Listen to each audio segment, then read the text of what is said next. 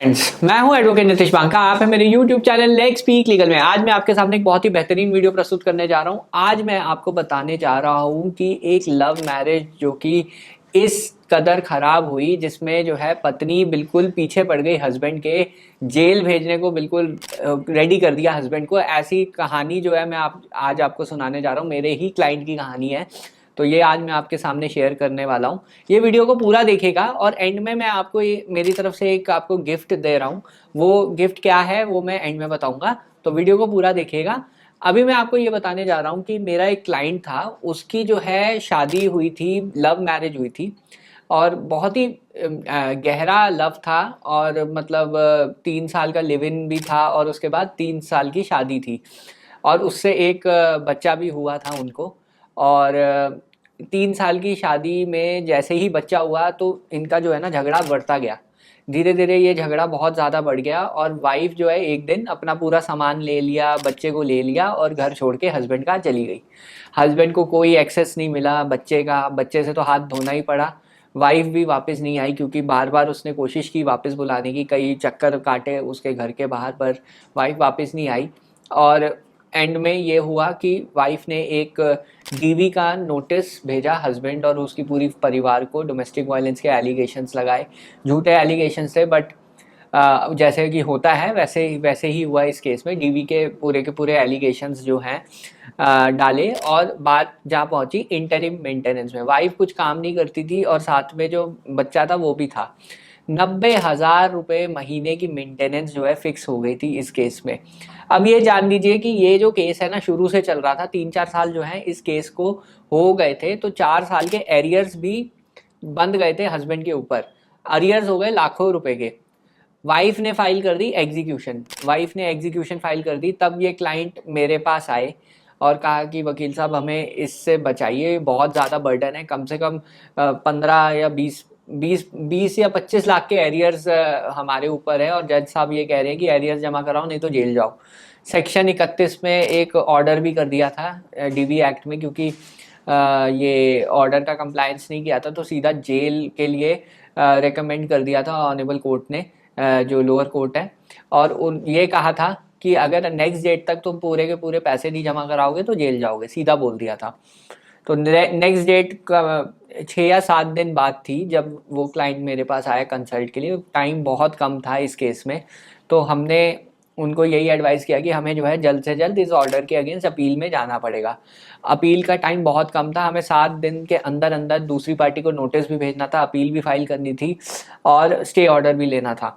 तो हमने जो है मैंने अपनी टीम को इसमें एंगेज किया, सारी ड्राफ्टिंग की, सब कुछ हमने किया और सेशंस कोर्ट में हमने ये केस डाल दिया। सेक्शन 29 डीवी एक्ट में हम अपील कर सकते हैं। तो वहाँ पे जो है ऑब्वियसली जब हमने केस डाला तो अगले दिन देखा जज भी छुट्टी पे है, तो हमारे पास सिर्फ 2 ही दिन बचे थे जब हमारी हेयरिंग थी वहाँ पे ट्रायल कोर्ट में। और कोइंसिडेंटली या किस्मत मानो सेम डे की डेट दे दी रीडर साहब ने कि इसी दिन लगेगा जिस दिन आपका लोअर कोर्ट में केस है। वहाँ पे हमारी आर्ग्यूमेंट हुई। खैर उस दिन जज साहब छुट्टी पे नहीं थे, सेशन जज, तो हमारी वहाँ पे आर्ग्यूमेंट हुई और मैंने जो है अपना केस प्रेजेंट किया, क्यों मेंटेनेंस ज़्यादा बंधी है ये चीज़ मैंने प्रेजेंट की। और हमें जो है स्टे ऑर्डर के लिए मैंने रिक्वेस्ट मांगी। ऑपोजिट पार्टी ने भी अपना जो भी पक्ष है वो रखा और आर्ग्यूमेंट्स हुई अच्छी खासी। एक एक 1.5 घंटा आर्ग्यूमेंट चली और जज साहब ने कहा कि शाम को ऑर्डर पता कर लेना। ट्रायल कोर्ट में जज साहब मानने को रेडी नहीं थे कि दूसरी डेट दी जाए इस केस में, क्योंकि लास्ट अपॉर्चुनिटी दी हुई थी। तो कोर्ट ने ये कहा था कि अगर आपको स्टे मिल जाता है तो आपका क्लाइंट घर जाएगा, नहीं तो फिर जेल जाएगा, सीधा बोल दिया था। तो हमारे जो क्लाइंट को कोर्ट में ही बिठा दिया, मतलब सुबह से शाम तक कोर्ट में हमारे क्लाइंट को मतलब बिठा दिया गया। और हमें जो है ऑर्डर की अब वेट करनी थी कि शाम तक ऑर्डर आ जाएगा। और और ये भी डर था कि अगर ऑर्डर नहीं आया तो क्लाइंट हमारा सीधा जेल जाएगा। तो यहाँ पे अभी जो नेक्स्ट था कि हमें स्टे मिलेगा या नहीं मिलेगा, उस पर बिल्कुल जो है क्वेश्चन मार्क बना हुआ था कि मिलेगा या नहीं मिलेगा। हम बहुत हैरान परेशान तो थे ही उस टाइम, पूरी पूरी हमारी टीम रेडी थी हर एक इवेंचुअलिटी के लिए। और ऑर्डर आया और लकीली हमारे क्लाइंट को जो है स्टे ऑर्डर मिल गया, स्टे ट्रायल कोर्ट के ऑर्डर पे स्टे लग गया, हमारे क्लाइंट फ्री हो गया और हमारे साथ जो है अब वो अपने घर गया। तो यहाँ पे एक सीख मिलती है कि एक लव मैरिज कैसे जो है वाइफ साइड इतनी एग्रेशन दिखाया कि हस्बैंड को पूरा जेल तक ऑलमोस्ट पहुंचा दिया, क्योंकि मेंटेनेंस के एरियर्स इतने जमा हो गए। और ये देखिए कि कैसे जो है एक प्रोएक्टिव लीगल टीम्स बहुत ज़रूरी है। अगर आपको ऐसी सिचुएशन में हो तो ये आपकी लीगल टीम को करना चाहिए कि आपको किसी भी हालत में जो है जेल जाने से रोकने के लिए। और इवन जो ऑर्डर्स हैं वो आपको रिवर्स करवाने हैं, जो भी ऑर्डर आपके अगेंस्ट जो है वो आपके रिवर्स कराने हैं। तो ये एक स्ट्रैटेजी जो मैंने आज आपसे डिस्कस की है, ये चीज़ करनी, प्रोएक्टिवनेस बेसिकली आपके केस में कितनी ज़्यादा ज़रूरी है, वो इम्पॉर्टेंट सीख आज हमें मिलती है इस वीडियो से। बाकी जो मैंने गिफ्ट की बात की है, गिफ्ट ऐसा है, मेरे पास एक 15 जजमेंट्स का पैक है।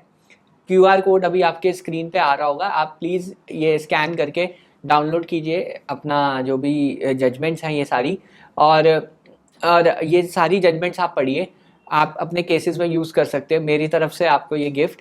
और वीडियो देखने के लिए बहुत बहुत धन्यवाद। अगर आपको ये वीडियो पसंद आई है ना, किसी ज़रूरतमंद को शेयर ज़रूर कर देना, चैनल को मेरे प्लीज़ सब्सक्राइब कर देना, कमेंट ज़रूर कीजिए कि आपके साथ कोई सिचुएशन ऐसी हो रही है तो हम देखते हैं, उसका रिप्लाई मैं ज़रूर दूंगा। Thank you very much.